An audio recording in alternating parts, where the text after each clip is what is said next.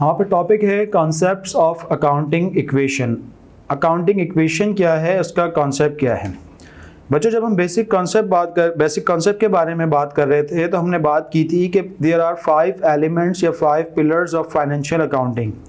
इसमें हमने बात की थी अबाउट एसेट्स, लायबिलिटीज, रेवेन्यू और एक्सपेंसेस। 4 के बारे में हमने बात की थी, एक मैंने उस वक्त होल्ड किया था। जो लास्ट मैंने होल्ड किया था उस वक्त वो हमारे पास है कैपिटल। सबसे पहले अगर हम कैपिटल की डेफिनेशन पढ़ें, कैपिटल के जो लेक्सिकल मीनिंग होते हैं, कैपिटल के इसको हम इक्विटी भी कहते हैं, इसके लेक्सिकल मीनिंग होते हैं सरमाया। किसी भी कारोबार के, किसी भी बिजनेस के जो ओनर हैं, जो मालिकान हैं, उन्होंने अपने बिजनेस में जो पैसा इन्वेस्ट किया हुआ होता है वो आपके पास कहलाता है बिजनेस कैपिटल।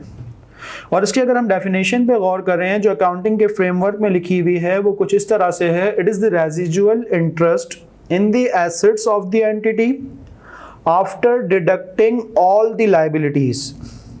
किसी भी बिजनेस एंटिटी के जितने भी एसेट्स हैं, जितने भी असासे हैं, उसमें से लायबिलिटीज को डिडक्ट कर दें, लायबिलिटीज को मिन्हा कर दें, लायबिलिटीज को ख़त्म कर दें, लायबिलिटीज को एलिमिनेट कर दें, तो जो कुछ बचा वो आपके पास कहलाएगा कैपिटल। ठीक है बच्चों, दोबारा डेफिनेशन देखें वो क्या कहता है कि आपके पास एक बिजनेस है, उसके बहुत सारे एसेट्स हैं, उसके पास बिल्डिंग है, प्रॉपर्टी है, लैंड है, व्हीकल है, प्लांट है, मशीनरी है, इन्वेंट्री है, बैंक है, रिसीवेबल है, बहुत सारे एसेट्स हैं। कहता है जितने भी आपके बिजनेस के एसेट्स हैं किसी भी पॉइंट ऑफ टाइम पे, उसमें से आप अपने बिजनेस के तमाम लायबिलिटीज को, तमाम कर्जों को निकाल दें, तो जो कुछ बचा वो आपके पास कहलाता है बिजनेस कैपिटल। सर कैपिटल कितनी तरह का हो सकता है, तो आप अगर एग्जांपल्स पे गौर करें तो हमने पढ़ा था as per ownership there are 3 types of business. Ownership के हिसाब से आपके पास 3 तरह के बिजनेस होते हैं। एक कहलाता है सोल ट्रेडर, जिसका एक बिजनेस का एक मालिक होता है। तो जब एक मालिक होता है तो जो उसका कैपिटल होता है वो आपके पास क्या कहलाता है, ओनर्स कैपिटल। वो आपके पास कहलाता है ओनर्स कैपिटल। फिर इसी तरह हमने पढ़ा था दूसरी नेचर पार्टनरशिप बिजनेस, जिसमें आपके पास 2 या 3, 4, 5 लोग मिलके काम करते हैं एक डीड के अकॉर्डिंगली, एक कॉन्ट्रैक्ट के बेसिस पे, एक एग्रीमेंट बना के जिसकी बेसिस पे वो काम करते हैं। तो उसमें सब लोगों का, पार्टनर्स का पैसा लगा हुआ होता है। तो जो पार्टनर्स का जो पैसा लगा होता है वो कहलाता है पार्टनर्स कैपिटल। और थर्ड फॉर्म हमने पढ़ी थी कंपनी, जिसमें एक कंपनी की ओनरशिप के डिफरेंट इक्वल पार्ट्स कर दिए जाते हैं, उन्हें हम कहते हैं शेयर। और फिर जिस बंदे के पास किसी कंपनी का, बिजनेस का शेयर होता है वो कहलाता है उस बिजनेस का शेयर होल्डर। और जो कंपनी का कैपिटल है वो कहलाता है शेयर होल्डर्स कैपिटल या शेयर होल्डर्स इक्विटी। सर अब कैपिटल की डेफिनेशन से ही हमारे पास अकाउंटिंग की एक बेसिक कॉन्सेप्ट, एक बेसिक जिसके ऊपर आपकी बैलेंस शीट रिलाय करती है, आपकी बैलेंस शीट आपके फाइनेंशियल स्टेटमेंट की जो इंपॉर्टेंट डॉक्यूमेंट है रिलाय करती है, अकाउंटिंग इक्वेशन वो भी डेवलप होती है अगर हम कैपिटल की डेफिनेशन को ही अपने पास कैरी ऑन करें। देखिए सर, हमने कैपिटल की डेफिनेशन क्या पढ़ी, the residual interest in the assets of the company after deducting all the liabilities. तो अगर इसको मैं मैथमेटिकल इक्वेशन की सूरत में लिखना चाहूं तो मैं ये कह सकता हूं capital is equal to assets minus liabilities. ठीक है, capital is equal to assets में से लायबिलिटीज लेस कर दें तो जो बचा वो आपके पास क्या कहलाएगा, कैपिटल कहलाएगा। अब अगर मैं इस इक्वेशन को थोड़ा सा चेंज कर दूं, लायबिलिटीज हमारे पास राइट हैंड साइड पे माइनस में मौजूद हैं, मैं इसको लेफ्ट हैंड साइड पे ले आऊं तो मेरी इक्वेशन कुछ यूं बन जाएगी, capital plus liabilities is equal to assets.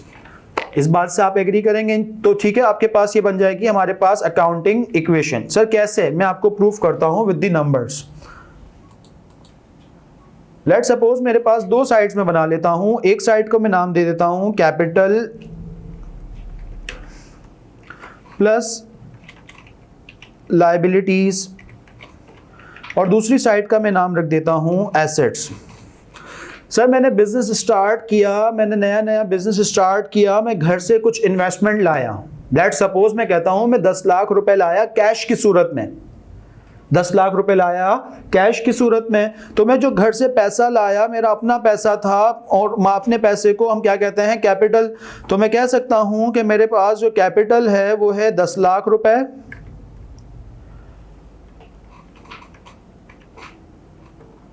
Plus आज पहला दिन है तो मेरे ऊपर कर्जा तो कोई नहीं है, तो मेरे ऊपर लायबिलिटीज़ हैं 0। और सर ये 10 लाख रुपए क्योंकि मेरे पास कैश की सूरत में मौजूद हैं, और कैश मेरे बिजनेस का क्या है, एसेट। कैश मेरे बिजनेस का क्या है, एसेट। तो ये 10 लाख रुपए मेरे पास कैश की सूरत में आ जाएंगे, और कैश मेरे बिजनेस के लिए है एसेट। तो सर मेरे पास ये बराबर है 10 लाख का कैश, 10 लाख के एसेट्स, 10 लाख की कैपिटल, 10 लाख का एसेट्स। 10 लाख कैपिटल जो मैं घर से पैसा लाया वो मेरे बिजनेस का कैपिटल और कैश की सूरत में मेरे पास मौजूद है, तो ये मेरे पास एसेट की सूरत में मौजूद है। फिर मैंने क्या किया, मैंने जाके कुछ इन्वेंट्री, कुछ स्टॉक परचेज किया अपनी शॉप के लिए, कुछ इन्वेंट्री, कुछ स्टॉक परचेज किया और कैश पे जाके परचेज किया। सही है सर। तो मेरे पास लेट सपोज मैं कहता हूं मैंने 3 लाख का स्टॉक परचेज किया, तो मेरे पास जो 10 लाख का कैश था अब वो कम हो गया, अब वो कैश मेरे पास रह गया 7 लाख रुपए। सही है। और 3 लाख रुपए का मेरे पास स्टॉक आ गया, और स्टॉक को मैं कहता हूं इन्वेंट्री, और इन्वेंट्री हम पढ़ चुके हैं एसेट्स के डेफिनेशन में, ये भी मेरे बिजनेस के लिए क्या होता है, एसेट। तो 3 लाख रुपए मेरे पास इन्वेंट्री की सूरत में आ गए, 7 लाख रुपए मेरे पास कैश आ गया। और ये 10 लाख रुपया पूरा का पूरा मेरा अपना ही पैसा लगा हुआ है, मैंने किसी से आज तक कर्जा नहीं लिया। ये 10 लाख रुपया पूरा का पूरा मेरे पास कैपिटल की सूरत में मौजूद है, कैपिटल की सूरत में मौजूद है, जो मैं डे 1 पे घर से लाया था। तो कैपिटल अब मेरे पास बराबर हो गया एसेट्स, 2 एसेट्स में ब्रेक हो गया। फिर मैंने क्या करता हूं, इसमें से मैंने इस पूरे साल का अपनी शॉप का रेंट पे कर दिया एडवांस में। और सर ऐसा रेंट जो एडवांस में पे कर दें, ऐसा एक्सपेंस जो एडवांस में पे कर दिया जाए, वो बन जाता है प्रीपेड एक्सपेंस। और हमने एसेट्स की डेफिनेशन में पढ़ा था कि प्रीपेड भी आपके पास क्या होते हैं, प्रीपेड भी आपके पास एसेट बन जाते हैं, प्रीपेड भी आपके पास एसेट्स बन जाते हैं। तो सर 7 लाख में से जब 1 लाख रुपया का रेंट मैंने पे कर दिया, तो मेरे पास कैश बचा 6 लाख, इन्वेंट्री बची मेरे पास 3 लाख,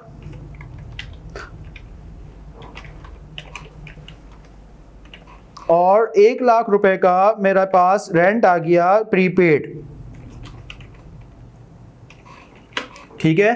और यहां पे अब ये भी पूरा का पूरा मेरे पास कैपिटल है 10 लाख रुपए का कैपिटल। तो मेरी लेफ्ट हैंड साइड और राइट हैंड साइड स्टिल बराबर है। ठीक है, ठीक है। ये मेरे पास 10 लाख रुपए कैपिटल की सूरत में मौजूद हैं।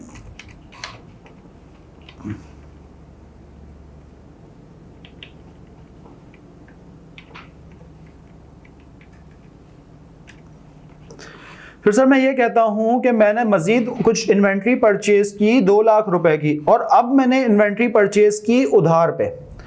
अब मैंने इन्वेंट्री परचेज की जब उधार पे, तो क्या मेरे पास से कैश की कोई मूवमेंट हुई? नहीं, कैश मेरे पास 6 लाख ही रहा होगा, क्योंकि अब मैंने सामान परचेज किया उधार पे, कैश मेरे पास 6 लाख ही है। अब इन्वेंट्री पहले मेरे पास 3 लाख की थी, 2 लाख की मैंने फर्दर परचेज कर ली, तो ये टोटल हो गई 5 लाख की, और 1 लाख रुपया मेरा प्रीपेड रेंट है। तो सर मैंने इन सब का टोटल किया, तो ये टोटल मेरे पास हो गया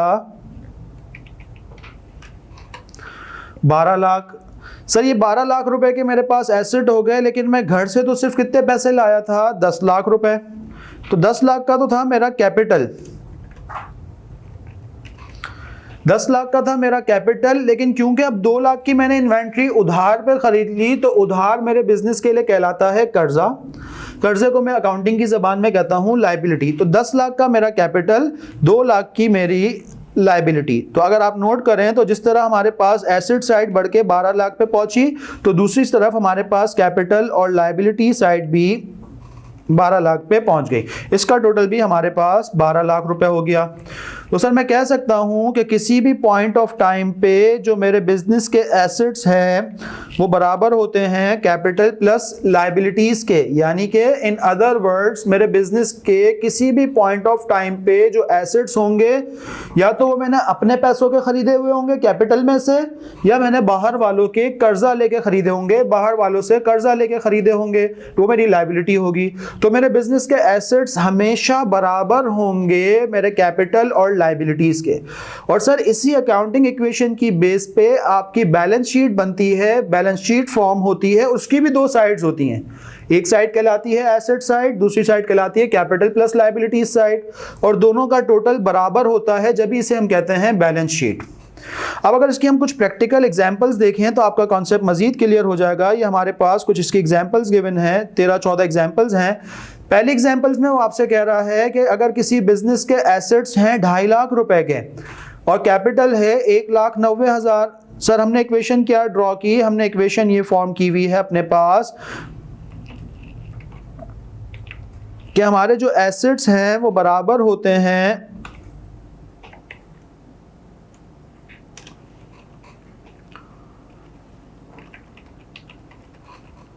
लायबिलिटीज प्लस कैपिटल के।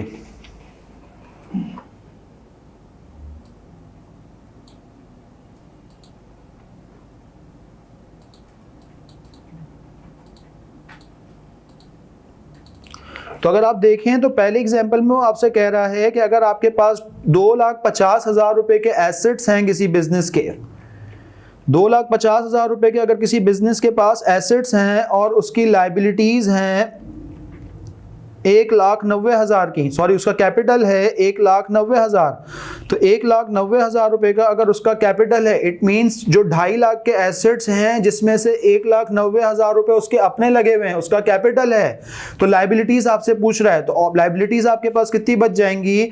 लाजमी बात है 2.5 लाख के जब टोटल एसेट है, या तो वो मैं अपने पैसों से खरीदूंगा कैपिटल, या मैं बाहर वालों से कर्जा लेके खरीदूंगा, तो मेरी लायबिलिटीज कितनी हो जाएंगी? क्वेश्चन नंबर 1 के आंसर में 60,000 की। सर ये जो 2,50,000 के एसेट्स हैं इसमें से 1,90,000 रुपए मेरे अपने लगे हुए हैं, 60,000 रुपए का मेरे ऊपर कर्जा है, ठीक है, तो ये मेरे पास सॉल्यूशन हो जाएगा। इसी तरह दूसरी एग्जांपल में आपसे कह रहा है कि अगर एसेट्स 2 लाख रुपए के हैं, कैपिटल नहीं पता और लायबिलिटीज 40,000 रुपए की हैं, तो सर अगर मेरे पास 2 लाख रुपए के एसेट्स हैं और मेरे पास लायबिलिटीज 40,000 रुपए की हैं, यानी कि 2 लाख के मेरे बिजनेस के कुल असासे हैं, कुल एसेट्स हैं और मेरे पे कर्जा सिर्फ 40,000 का है, तो बाकी एसेट्स कहां से आए होंगे? मेरे अपने पैसों से। और वो मेरे अपने पैसे कितने होंगे? 2 लाख में से मैं कर्जे को लेस कर दूं तो मुझे पता चल जाएगा कि मेरा कैपिटल अपना कितना है, 60,000। तो इस दूसरी क्वेश्चन के आंसर में मेरे पास कैपिटल का आंसर आ जाएगा 1,60,000। इसी तरह अगर आप थर्ड इक्वेशन देखें तो उसमें आपको एसेट्स की फिगर नहीं पता, आपको ये नहीं पता कि आपके पास एसेट्स कितने हैं, एसेट्स आपको नहीं पता। वो आपसे पूछ रहा है कि अगर आपके बिजनेस की लायबिलिटीज और कैपिटल गिवन है, कैपिटल 1 लाख हो, लायबिलिटीज 40,000 हो, कैपिटल 1 लाख हो, लायबिलिटीज 40,000 हो, तो आपके एसेट्स कितने हो जाएंगे?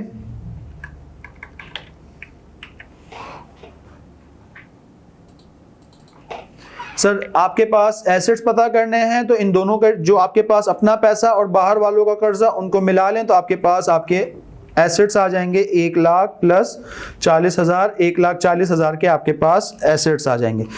तो ये छोटी सी एक्सरसाइज है, अगर आपको कॉन्सेप्ट समझ आ गया तो ये इक्वेशन आपके सामने मौजूद है, आपको शेयर भी कर दी जाएगी, आप इसे सॉल्व करें तो आपके लिए काफ़ी हेल्पफुल होगी। तो यहाँ पे हमारा ये टॉपिक भी कंक्लूड होता है, सम अप होता है accounting concept equation, accounting equation के कॉन्सेप्ट के बारे में। आई होप आपने इसको अच्छे से समझ लिया होगा। Thank you very much.